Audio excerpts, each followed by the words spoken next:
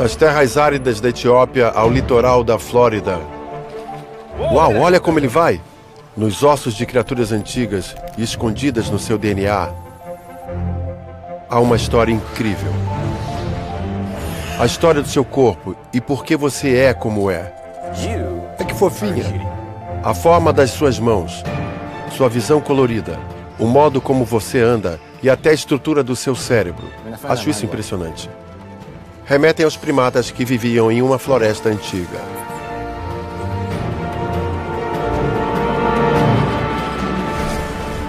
Me chamo Neil Shubin. Como anatomista, enxergo o corpo humano de uma maneira diferente. Dentro de nós, vejo os vestígios do passado. Ancestrais que moldaram nossa anatomia de modo surpreendente. Prepare-se para uma viagem ao mundo antigo. Se você quiser saber por que tem essa aparência, está na hora de conhecer seu macaco interior.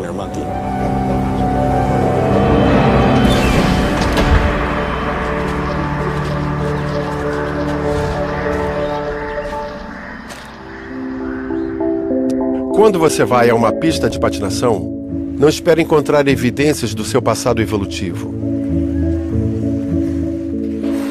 Mas se souber procurar, verá uma história escrita no corpo dos patinadores e de todos nós.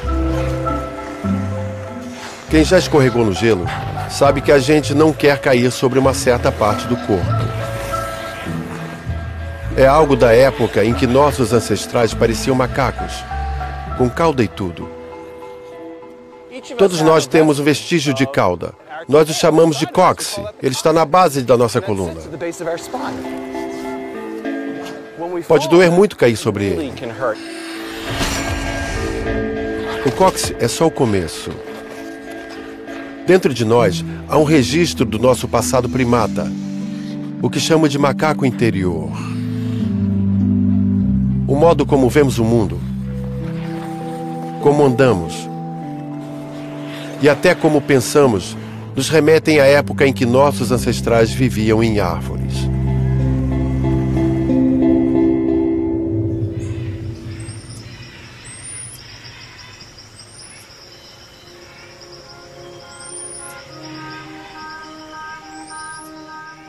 Se você não acredita que tem um macaco interior, tente ver os macacos modernos de perto.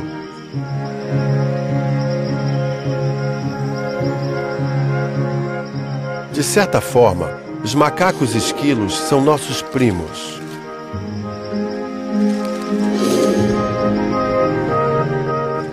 Que legal! Oi? É difícil olhar para esses carinhas e não sentir uma ligação, algo que não acontece com os peixes. Quando você vê os olhos deles, as mãos, as unhazinhas, o modo como seguram este amendoim, do mesmo jeito que estou fazendo. É difícil não sentir uma ligação poderosa. Mas esse poder também é científico. Está na anatomia, nos ossos e nos fósseis que mostram nossa história com eles.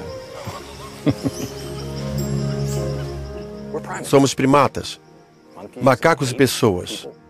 Fazemos parte do mesmo ramo da árvore da vida. E os primatas são diferentes dos outros mamíferos. Têm traços que não aparecem nos outros mamíferos. O crânio tem um certo formato, os olhos ficam para frente. Nossa mão consegue segurar as coisas. Temos uma relação evolutiva com eles.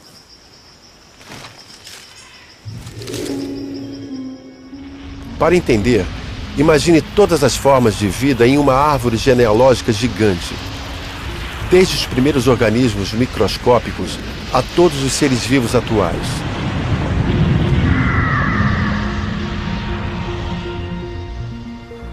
Não evoluímos do macaco moderno.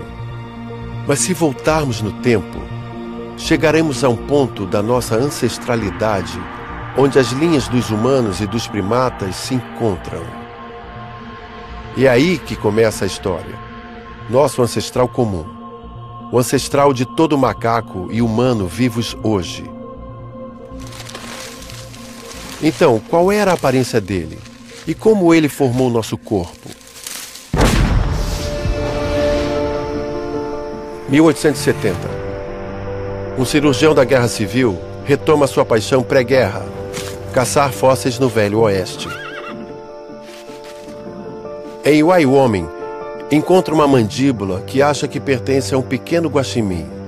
Na verdade, era uma criatura que viveu há 50 milhões de anos e ocupou um lugar da árvore genealógica muito próxima ao dos primeiros primatas. Essa criatura se chama Nortactus e eu a conheci.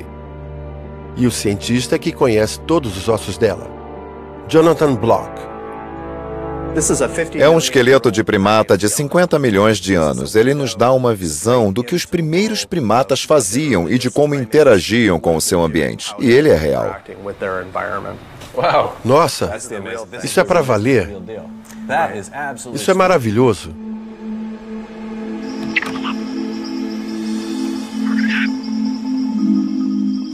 Como os macacos modernos, o Nortactus adaptou-se à vida nas árvores. A evolução dessa criatura e de outras semelhantes afetou muito um dos traços que mais nos define: as mãos. Uma das coisas mais legais dessa mão é que todos os ossos estão preservados. É um quebra-cabeça. Precisa juntar tudo para ver como. É um quebra-cabeça em 3D. Para montar o quebra-cabeça da mão do Nortactus, é preciso viajar mais no passado. Há 365 milhões de anos, os peixes usaram as barbatanas para sair do mar. As barbatanas evoluíram como os pés dos répteis e depois como as patas dos mamíferos, com dedos curtos na mesma direção e garras.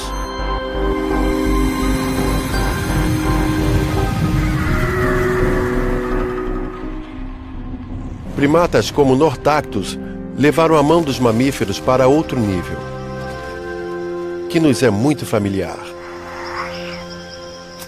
Quando você articula todos esses ossos, percebe que o polegar é divergente, ou seja, forma um ângulo com o indicador, e isso mostra que ele podia trazer o polegar contra o restante dos dedos. O Nortactus também tinha dedos bem longos e unhas em vez de garras. Foi um dos primeiros fósseis que exibiu uma mão parecida com a nossa. A mão de um primata. É uma reviravolta na história do corpo humano, uma mudança anatômica que nos permitiria moldar o mundo ao nosso redor. O que os primeiros primatas faziam com as mãos? É só puxar assim. Para descobrir, vou subir no habitat onde meus ancestrais viviam. As árvores. Meu macaco interior não é mais o mesmo. Pronto? Sim. E você? Nasceu pra isso. Tá meio emaranhado. É só puxar mais alto o mosquetão pra fazer a corda atravessar. Valeu, Jim. Isso é loucura. Quando era criança, não subia em árvore. E admito, tenho um pouco de medo de altura. Mas essas criaturas são tão ágeis. Aqui é o lar delas. Elas conseguem viver em galhos pequenos ou grandes. Pulam de um galho a outro. Quando você está numa árvore, percebe que a copa não é um lugar só. Há vários ambientes, muitos nichos aqui. E o mais especial está na ponta dos galhos, pois é onde ficam as flores, as frutas e os insetos. Então há boas recompensas lá. Seu nome é nicho fino do galho. E para os primatas primitivos, conseguir chegar lá era muito importante. E isso nos ajuda a saber por que suas mãos e pés se tornaram tão diferentes do que veio antes.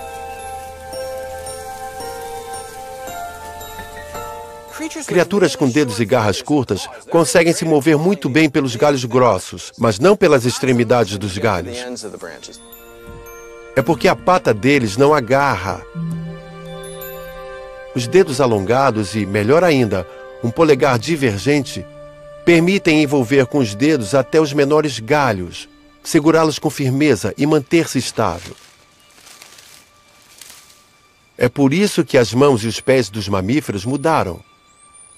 O resultado é a mão dos primatas, muito bem adaptadas para se mover nos galhos finos.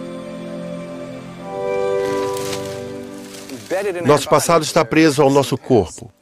A mão que uso para escrever, digitar no computador, arremessar uma bola, tem uma história evolutiva longa. E um ponto importante dessa história aconteceu aqui nas árvores, nos galhos finos, onde surgiu a mão com dedos mais longos e polegar.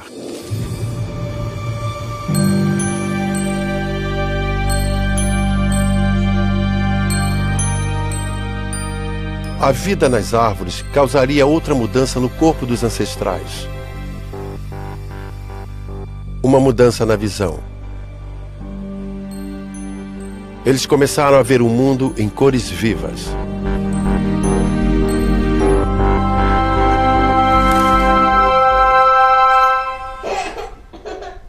Me interessei pela evolução da visão colorida em 2009. Estava vendo meus filhos, Nathaniel e Hannah, brincando com um jogo em que era preciso combinar cartas coloridas para formar uma cobra. O Nathaniel é 3 anos e meio mais velho que a Hannah. Ganhou de lavada, né? Ele perdeu todas. Isso aconteceu porque ele confundia as cartas de cor roxa e azul.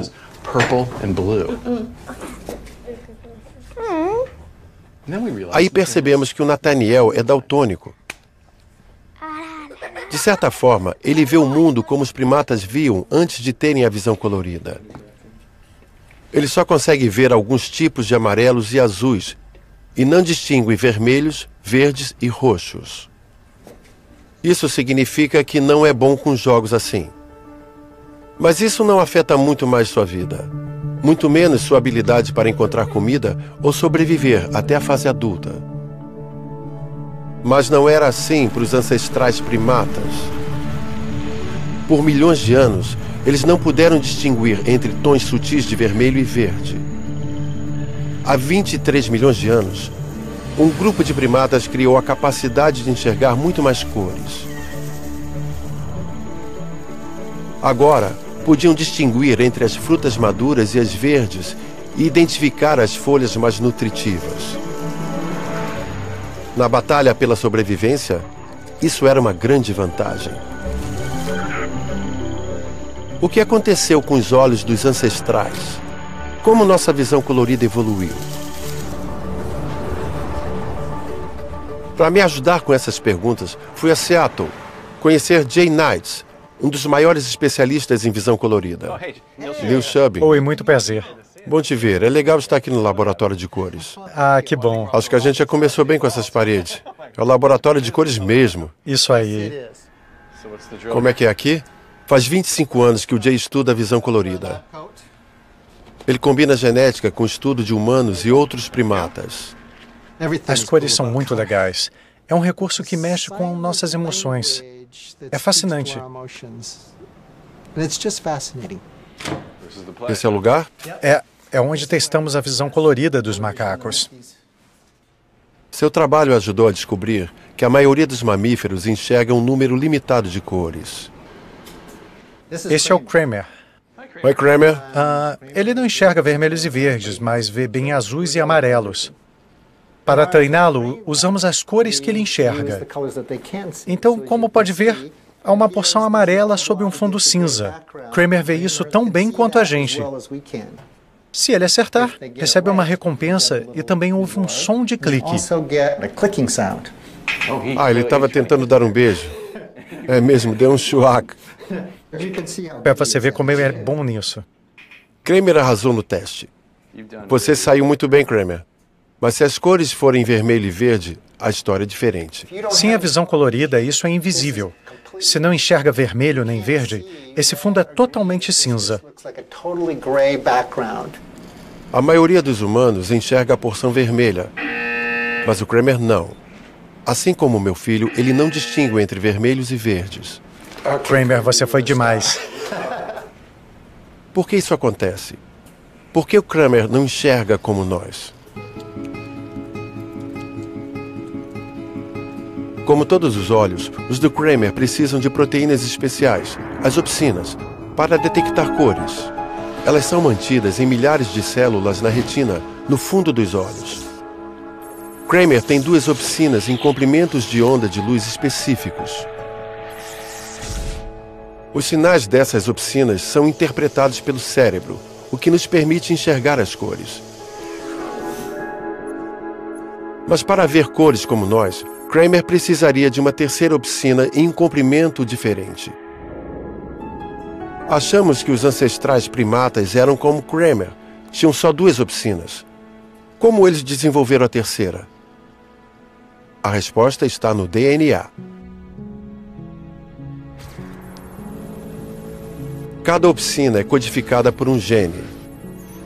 Quando os cientistas compararam esses genes, descobriram que o gene da opsina mais nova fica logo ao lado de um dos mais antigos, e ambos são muito parecidos. Esse fato é uma pista de como o gene extra apareceu. O gene de opsina antigo deve ter se duplicado, e uma dessas cópias sofreu um pequeno número de mutações, que nos permitiram detectar comprimentos de onda diferentes. Mas há uma pergunta. Nossa visão colorida é resultado da simples duplicação de um gene ou o cérebro também sofreu mudanças? Para descobrir, Jay tentou replicar a natureza no laboratório. É uma grande questão. Como a visão colorida evoluiu? Como algo tão complicado evoluiu? Jay implantou o 3º gene de opsina de um humano nas retinas de um macaco esquilo daltônico, o Sam. Na verdade, fizemos um teste para saber o mínimo que se pode fazer para dar visão colorida a um animal. O resultado foi incrível. Como Kramer, Sam não passava no teste. Agora distingue facilmente vermelhos e verdes. Jay recriou a história evolutiva e deu visão colorida humana para o Sam. Você podia pensar, o cérebro dele levaria muito tempo para aprender o novo padrão. Mas assim que o gene foi ativado, o animal começou a fazer distinções que não conseguia antes. O cérebro já estava pronto. Então, com um passo evolutivo bem curto, um mundo totalmente novo se abre. Você vai de ver apenas, digamos, 5 cores? Cinza, preto, branco, azul e amarelo. Há centenas de cores. Todos os azuis e verdes e roxos e laranja. Uma mudança simples abre um novo universo. É, isso que é incrível. Parece até algo mágico. É um efeito multiplicativo. Para os primeiros primatas, essa nova habilidade era uma grande vantagem. E ela seria passada para nós.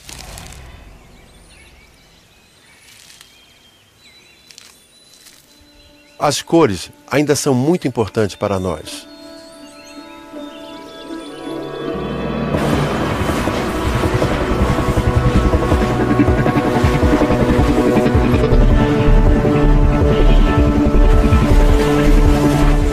Elas nos ajudam a nos comunicar, chamar a atenção e expressar emoções. Não lhes damos muita importância, mas elas enriquecem muito nosso contato com o mundo. Bom menino.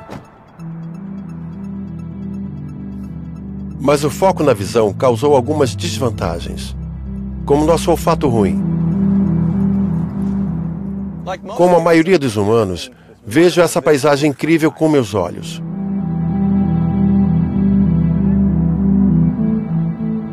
Mas os cães vivenciam isso de modo muito diferente. Seu mundo é de cheiros. Achamos que o olfato de um cão é de 1000 a 1 milhão de vezes melhor que o nosso. Como em outros mamíferos, é sua principal maneira de compreender o mundo. Essa diferença no nosso olfato também está refletida no nosso DNA. Um cão tem milhares de genes dedicados a detectar odores. Temos quase o mesmo número, mas 600 deles não funcionam mais. são relíquias. O mesmo ocorre com outros primatas com visão colorida. Os genes falhos revelam outro legado dos primatas. Quando nossos ancestrais criaram essa visão colorida tão rica, nosso olfato se tornou menos importante. E no mundo evolutivo, você usa ou você perde. E foi isso que aconteceu com nosso olfato. Diminuiu com o tempo. Podemos agradecer nosso macaco interior por nossa incrível visão colorida, mas também podemos culpá-lo por nosso péssimo olfato.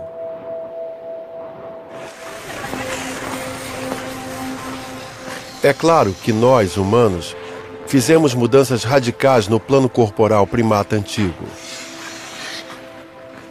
Ao contrário dos macacos, ficamos de pé. Os animais andam nesse planeta há mais de 365 milhões de anos e, na maioria das vezes, apoiaram-se nas 4 patas. Andar ereto é um jeito estranho de se locomover. Nenhum primata e poucos mamíferos se movem assim. É uma mudança que afetou profundamente o corpo humano. E fica a pergunta: como foi que isso aconteceu?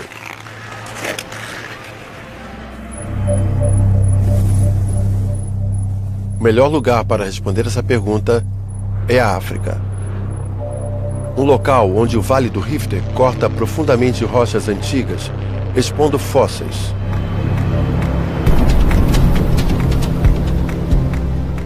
Essa é a remota terra árida do norte da Etiópia. Olha só as rochas, totalmente estendidas. Como paleontólogo, eu sonho com isso. É realmente no meio do nada. Tá vendo as cinzas vulcânicas expostas? Tem 3,4 milhões de anos. Incrível. Meu guia é Don Johansson, um dos primeiros a procurar fósseis aqui no início dos anos 70 e meu herói de infância. Lá é o acampamento. Bem ali, do outro lado do rio.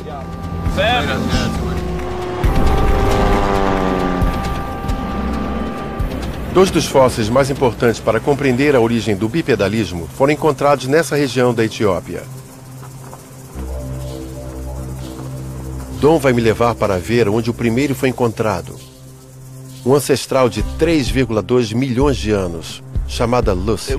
Era 1974, numa manhã de domingo. Vim aqui e olhei para isso, não tinha ideia do que ia acontecer. Eu estava bem aqui nessa parte. Vi um fragmento de osso e disse quase na mesma hora: é um hominídeo. Lucy virou notícia pelo mundo porque, embora parecesse um macaco, andava ereta. Ela era bípede, a mais antiga encontrada até então. Quando quebramos a barreira dos 3 milhões de anos, surgiu uma imagem totalmente nova dos nossos ancestrais. Um dos momentos mais emocionantes da minha carreira. Desde a visita de Don nos anos 70, cientistas vieram para cá quase todos os anos. Eles acharam mais de 400 fósseis da espécie de Lucy. Mas eu quero conhecer mesmo a Lucy.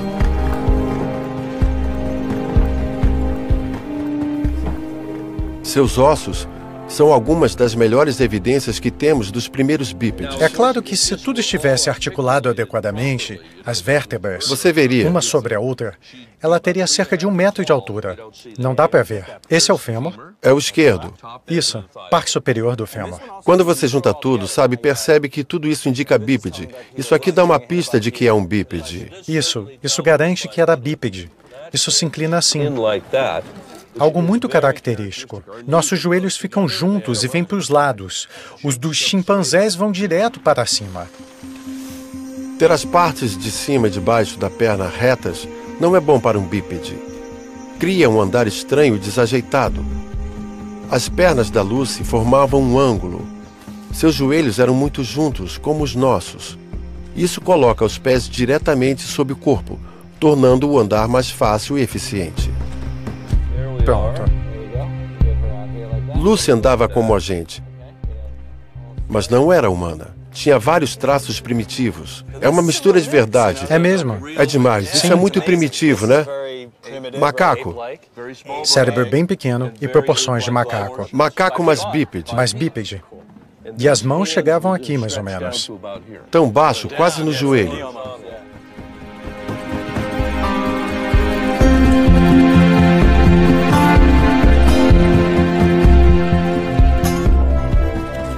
Isso é tão incrível. Não é interessante? Você tem uma pilha de ossos, coloca-os aqui e de repente pode ver que era uma pessoa viva. Ela é linda.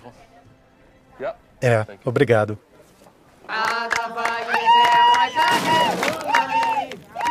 O nome dela homenageia o polvo e a terra. É Australopithecus afarensis, da região distante.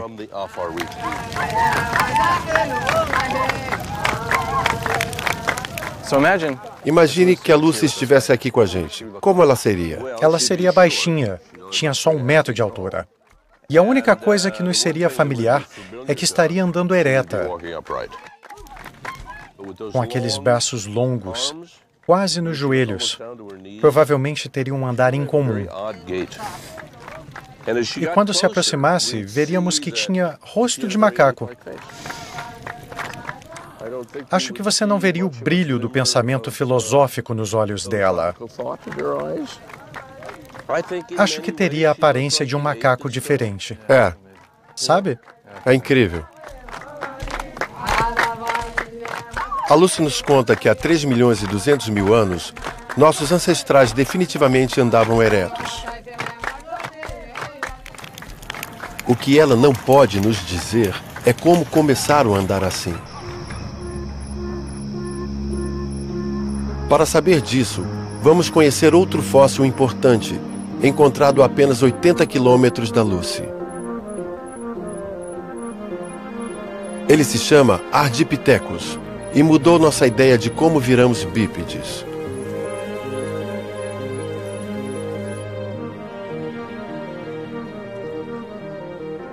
Vim a Berkeley, na Califórnia, para encontrar Tim White, um velho amigo meu e o cara que liderou a equipe que descobriu a Ardi. Na maior parte do tempo, Tim trabalha em campo, na Etiópia, e documenta seu trabalho com uma filmadora. Esses filmes raros são do início da década de 90. Nós queríamos explorar o desconhecido, descobrir o que veio antes da espécie da Lucy. A gente não sabia o que ia descobrir. A partir de 1992, a equipe fez expedições anuais a um local remoto, o Uocha Médio. Algumas rochas eram milhões de anos mais antigas que as da região da Lucy. Veja as 2 bandas resistentes no alto da colina. Estão cavando na banda inferior. Ambas têm 4,4 milhões de anos. Isso foi muito... Foi em cheio. Qualquer coisa aí tem 4,4 milhões de anos. A banda de rocha antiga tinha fragmentos impressionantes. Eles exploraram essa camada por meses. A descoberta aconteceu em 1994. Um aluno etíope, Johannes Haile Selassie, encontrou o fragmento de um osso da mão.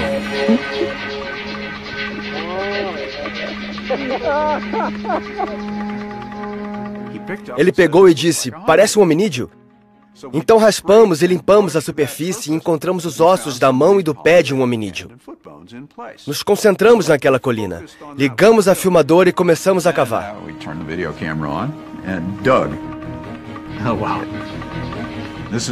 Foi assim que removemos, 1 milímetro por vez.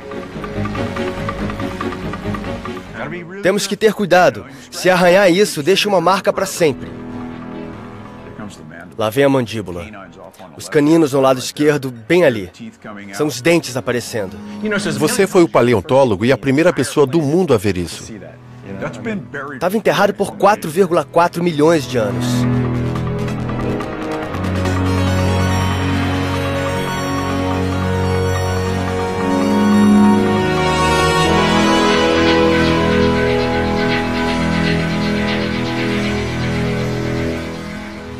Foi uma descoberta muito importante. Uma nova espécie de hominídeo em um momento crítico da evolução, quando nossos ancestrais estavam começando a andar eretos. Enquanto ainda estava no campo, Tim quis coletar o maior número de informações possível sobre o mundo da Arde. Queríamos descobrir tudo o que podíamos sobre aquela época. Tudo que existiu há 4,4 milhões de anos é novo para nós. E isso significava chamar sedimentólogos que entendessem a paisagem. Era um rio? Era uma planície de inundação?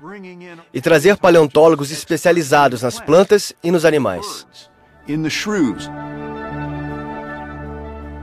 No local da espécie da Arde, eles encontraram animais de floresta, papagaios, macacos, pavões e plantas também. Era uma floresta e não uma savana aberta. Isso é uma surpresa. Eram animais de floresta.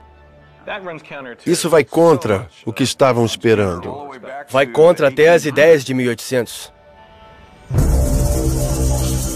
Por mais de 100 anos, houve uma teoria sobre como nossos ancestrais se tornaram bípedes. Ela diz o seguinte: éramos macacos que viviam em árvores. Parecíamos chimpanzés e andávamos nas 4 patas, usando os nós dos dedos. Mas o clima mudou. E só depois que a floresta se tornou savana é que começamos a andar eretos.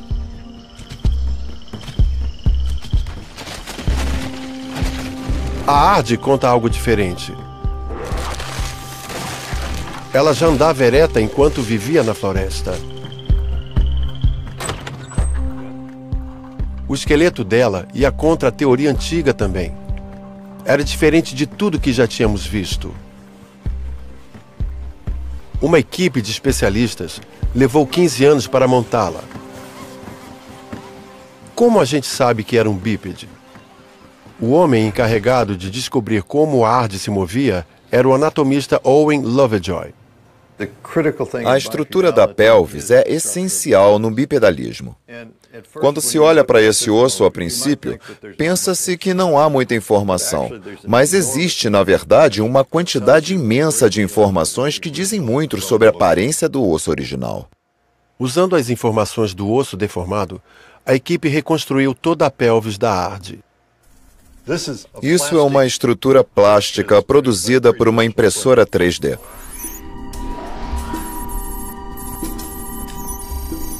O topo da pelvis da Arde parece mais humana. O osso do quadril é curto e amplo, indicando bipedalismo. Mas a parte inferior é mais longa que a pelvis humana. É melhor para escalar. Quando se chega nesse detalhe, percebe-se que é um mosaico de anatomia nunca encontrado antes. Isso sugere que a Arde andava ereta, mas não tão bem quanto hominídeos mais recentes, como a Lucy. E o resto da sua anatomia também era uma surpresa. Nem a Lucy, nem os humanos conseguem segurar coisas com o dedão do pé. Mas ela conseguia. O pé dela segura coisas e anda? Sim. Até as mãos eram um mosaico. Dedos bem longos, bons para escalar, mas palma humanoide mais curta. E os ossos não mostram sinais de que se apoiavam nos nós dos dedos para andar, como o chimpanzé.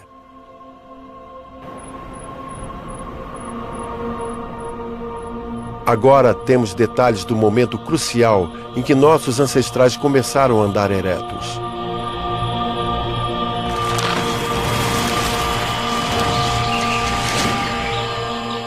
Arde tinha cerca de 1,20 m.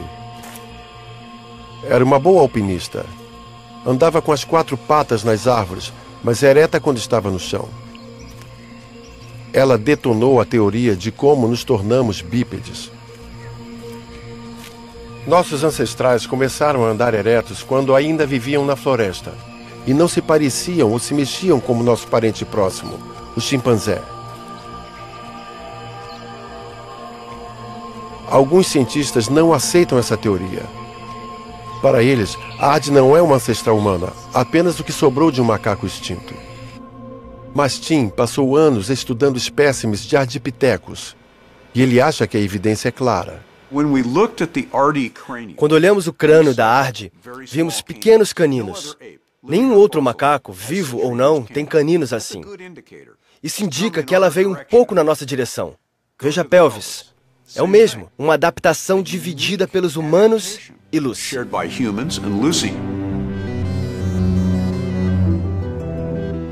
Ainda não sabemos por que uma escaladora de floresta precisava andar ereta.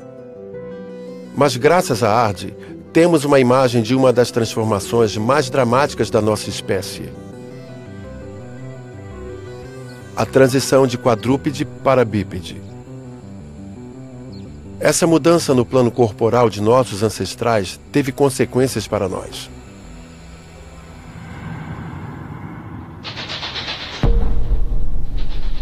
Podemos vê-las em nosso corpo, e nem todas são boas. Esse cofre, no Museu de História Natural de Cleveland, é o lugar ideal para descobrir o que pode dar errado com o esqueleto humano.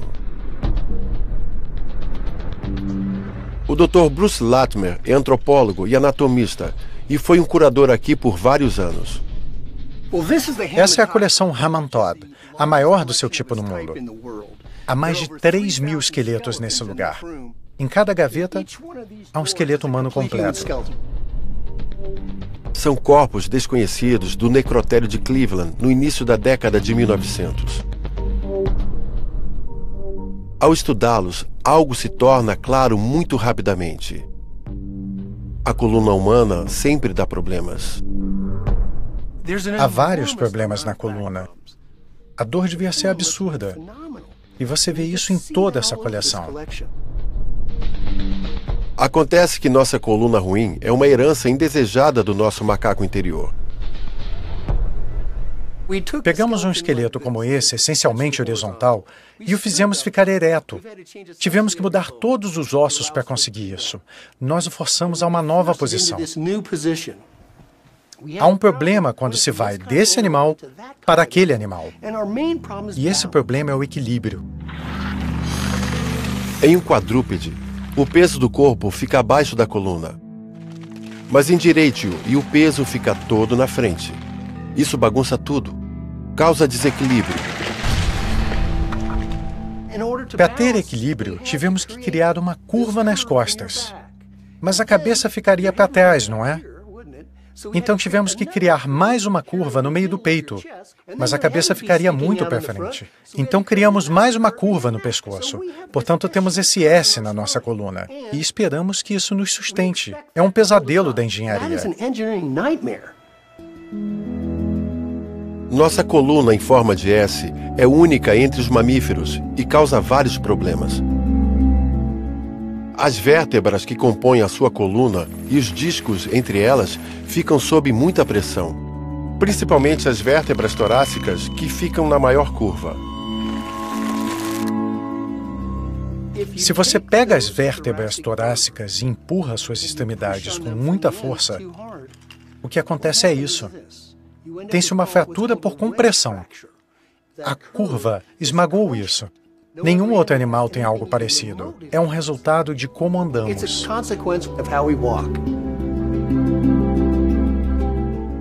E não para nas vértebras fraturadas. Hérnia de disco, ciática, nossa coluna tem vários problemas. 80% dos norte-americanos terão problemas nas costas em algum momento da vida. Tudo culpa do nosso macaco interior.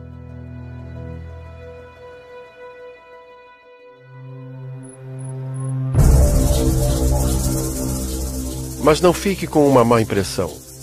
Andar ereto não é algo de todo ruim, ou nem teria acontecido. Nossas mãos ficaram livres. Foi uma mudança anatômica que, combinada com nosso cérebro incrível, nos permitiu criar ferramentas e remodelar o mundo. Esse momento-chave da história evolutiva é novamente visível nas rochas da Etiópia. Geologicamente falando, o que isso tem de especial são as várias camadas. A Lúcia é uma parte delas e estamos indo para outra, né? Isso mesmo. Pulamos cerca de 600 ou 700 mil anos. Isso é de deixar bobo. É. O paleontólogo Bill Kimball me trouxe a um lugar onde se pode encontrar ferramentas de pedra com mais de 2 milhões de anos, se souber procurar. O que devo procurar? Você deve procurar lascas no chão. Opa, é um osso? É um pedaço de fóssil de osso. Não acho ferramenta, mas acho osso. É. O importante é que as ferramentas exigem a mão e o cérebro, os dois juntos. Exato. Achou uma? Achou? E é das boas. É das boas? Não entendo isso. Eu sei, parece algo que está no seu jardim. A ferramenta que Dom encontrou foi feita pelo Homo habilis, que viveu 1 milhão de anos depois da Lucy. Um humano da Era Antiga pegou uma pedra, usou-a de martelo, acertou aqui e criou isso. Ah, sim, esse estriamento. Senta a ponta. Dá para usar para cortar carne ou outras coisas. Então, dá para saber onde e como acertar essa rocha. É quase uma máquina do tempo. Isso, é uma máquina do tempo que nos leva a um período em que os menores indícios dos seres humanos estão começando a aparecer. O uso das mãos, a cognição, o comportamento repetido para produzir uma ferramenta estilizada. É impressionante. Vamos procurar ferramentas? Quero achar uma. Não, é natureza. É uma sim? Você achou uma. Criar ferramentas exige uma boa visão e habilidade motora e um cérebro que integre ambas. Os humanos só têm esse cérebro porque foi moldado por nosso antepassado primata. Macaco ou humano, nossos cérebros têm uma arquitetura básica diferente da de outros mamíferos. Há uma região especial, responsável pela coordenação. E um sistema visual bem expandido, que envolve quase 40% do cérebro.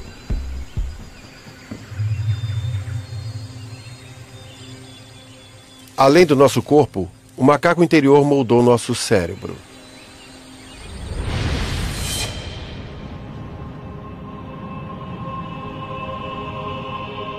Mas se olharmos para o mundo moderno e tudo o que construímos, dos satélites aos arranha-céus, não há dúvida de que somos mais inteligentes que os macacos. O que mudou? Por que nós e os outros primatas temos cérebros tão diferentes?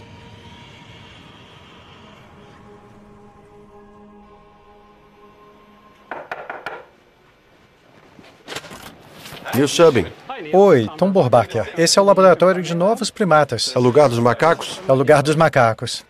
Tom Borbacher estuda macacos para responder perguntas sobre nosso cérebro. Ele vai me mostrar um experimento que revela uma diferença importante entre o nosso cérebro e o dos macacos. Mas a diferença pode não ser o que se espera, principalmente na juventude. Macaco no local? Macaco no local. Neil, esta é a CI, uma macaquinha com 3 meses de idade. Esse experimento testa a permanência de objeto. Em outras palavras, se o macaco sabe que um objeto existe, mesmo que não possa ser visto. É um marco do desenvolvimento de macacos e humanos. Colocamos um pedaço de fruta no brinquedo. Colocamos na estrutura. Ela está olhando. E movemos isto para esconder o brinquedo. Tá, nossa. Olha só. Impressionante. Permanência de objeto. 3 meses de idade e a CI já entende a permanência de objeto. CI, você é demais. Oi, Geneva, tudo bem? Que fofinha. Geneva tem a mesma idade que a bebê macaca. Vou fazer o mesmo teste com ela. Sob o olhar atento da professora Susan Speaker, especialista em desenvolvimento infantil. Ela precisa tentar alcançar e mostrar interesse. Acho que se interessou. Ela segura direitinho. É mesmo? Olha só. Ah, você gostou, né? Agora, Neil, você tira dela? Oh, eu sou ótimo nisso. Posso pegar um pouco? Desculpa, é rapidinho. Você é tão boazinha. Vou guardar. Ela tem que ver. Ela está vendo? Vamos cobrir, olha só. E ela pensa, o que você fez, Neil? Cadê? Eu não sei para onde foram. Uau, isso é demais. Cadê eles? Incrível. Se lá não tá, não existe. Isso. Isso é demais. Como um bebê macaco ganhou de um bebê humano? O teste nos mostra a velocidade com que uma determinada região do cérebro se desenvolve. E além disso, que essa parte do nosso cérebro se desenvolve bem mais devagar do que nos macacos. Em comparação aos primatas, os humanos têm uma infância bem longa, mesmo levando as diferentes expectativas de vida em consideração. Isso deveria ser uma desvantagem evolutiva, mas na verdade é um dos nossos pontos fortes.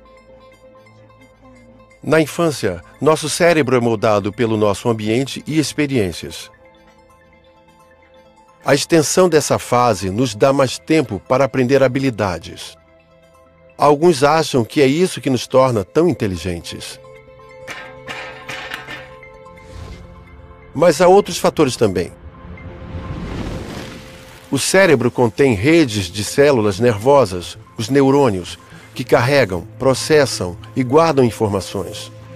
A parte do cérebro humano responsável pelo pensamento mais complexo, o córtex, contém mais neurônios do que qualquer outro animal, impressionantes 16 bilhões. Os neurônios estão organizados de uma forma muito avançada. Têm uma ligação em comum. Assim, fazemos coisas que outros primatas não fazem: criar ferramentas complexas, compor sinfonias e investigar como o nosso próprio cérebro funciona. Mas antes de nos empolgarmos com nossa inteligência, é preciso ter humildade. Para isso, deixamos os macacos para trás e voltamos onde esta série começou, meu laboratório. E para meu assunto favorito, os peixes. Os cérebros de um peixe e de um humano têm mais em comum do que você pensa.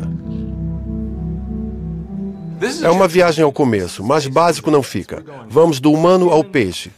Um peixe cartilaginoso, um tubarão, à direita. E você pode ver os músculos, nervos e órgãos da cabeça do tubarão. O importante é esse tecido amarelo. É a frente da medula espinhal. É o cérebro. Não parece muito, mas é o cérebro do tubarão. Este é o cérebro humano. É onde tudo acontece para nós, onde ficam nossas memórias, medos, amores, desamores, está tudo aqui dentro. Na superfície, o cérebro humano não parece em nada com o cérebro do tubarão. Mas quando você sabe onde procurar, encontra uma semelhança muito grande que está na arquitetura geral do cérebro.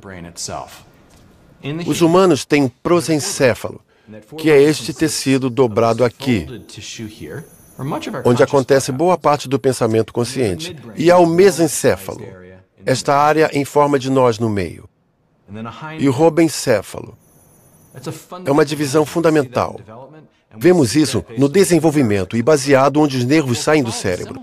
Se acompanharmos os mesmos nervos em um tubarão, veremos que existe a mesma estrutura: prosencéfalo, mesencéfalo e robencéfalo. A arquitetura de todos os cérebros tem uma semelhança fundamental. O cérebro das pessoas, cães, gatos, macacos, lagartos, sapos, salamandras, trutas, robalos. Até tubarões e peixes são semelhantes. Todos possuem prosencéfalo, mesencéfalo, robencéfalo, apesar de terem formatos e funções muito diferentes. Mas a história não acabou. A arquitetura fundamental do nosso cérebro pode ser traçada ainda mais longe que os peixes. Até um animal muito primitivo, que nem mesmo tem um cérebro. Mas tenho que encontrá-lo primeiro. Certo, podemos começar por aqui. Vamos por um X. Vamos por um X. Vamos tentar. Esse é Peter Holland, um geneticista renomado e chefe de zoologia da Universidade de Oxford. O que eu faço? Balance. É no balanço, né? Vai ser fácil isso? Não. Não. Vai ser bem visível, porque eles vão começar a nadar. A água dificulta um pouco a escavação. Conseguiu. É um anfioxo. Opa, olha como ele vai. Mergulhe na água de novo e você vai ver ele pular. Nossa, pulam mesmo. Ali, tá vendo? Tá ali. É lindo, olha só. Onde é a frente? Não parece muita coisa, mas essa criaturinha, o anfioxo, pode nos dizer muito sobre nosso cérebro. Que legal! Isso é muito legal.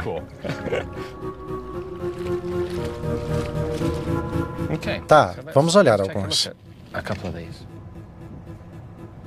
Trouxe isto do laboratório de anatomia. É o cérebro humano. Quando olho para isto, não vejo semelhança com isso. No gênese e no desenvolvimento desse animal, e nos nossos genes de desenvolvimento, existem semelhanças. Eles são muito agitados. Que lindo. É tão transparente, dá para ver através dele, é incrível. O anfioxo vive na areia e filtra a água para obter as algas. Ele faz parte de um grupo de animais muito antigo. Achamos fósseis muito parecidos em rochas com mais de 500 milhões de anos. São uma imagem do que veio antes do primeiro peixe. Além disso, não tem nada que chamaríamos de cérebro. O cordão nervoso simples que percorre seu corpo termina em uma protuberância invisível a olho nu. Se observar a frente desse animal, não haverá expandido em um crânio ou região cerebral grande. É só pontuda. Mas se observar a composição genética dessa criatura antiga, encontrará algo impressionante. Para compor o prosencéfalo, mesencéfalo e robencéfalo, é preciso uma série de genes de controles que digam às células do cérebro em desenvolvimento onde elas se encontram. São como um CEP. Esses mesmos genes estão ativos no anfioxo, mas simplesmente criam um cordão nervoso primitivo e a protuberância minúscula na frente. Isso significa que as raízes genéticas do nosso cérebro primata existiram em criaturas bem mais simples, que surgiram há 500 milhões de anos. Acho que isso nos dá uma ideia de onde veio o nosso cérebro, da organização básica do cérebro dos nossos ancestrais. Acho isso impressionante. É um animal interessante. Ele sabe que está falando dele. Verdade, está agitado. Dá para ver o bloco de músculos trabalhando. Exato. Acho que a evolução... Opa, ele pulou. Tá dando uma de tic-talic, vai viver na Terra. Ele deu a volta. Quis fazer a transição. Exato. Tá no Devoniano agora.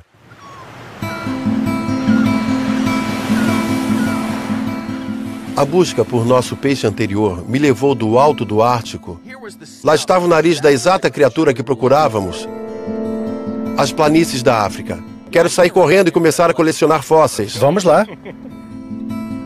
E ao nosso próprio DNA. E hoje vimos um verme minúsculo que vive na areia aqui da praia e contém os genes que esculpem nosso cérebro. O órgão que nos dá muitas das nossas propriedades únicas. Vimos como parentes distantes, dos vermes aos peixes, dos répteis aos primeiros primatas, definiram nosso corpo. A cada nova etapa da jornada pela árvore da vida, nossos ancestrais reconfiguraram o que veio antes.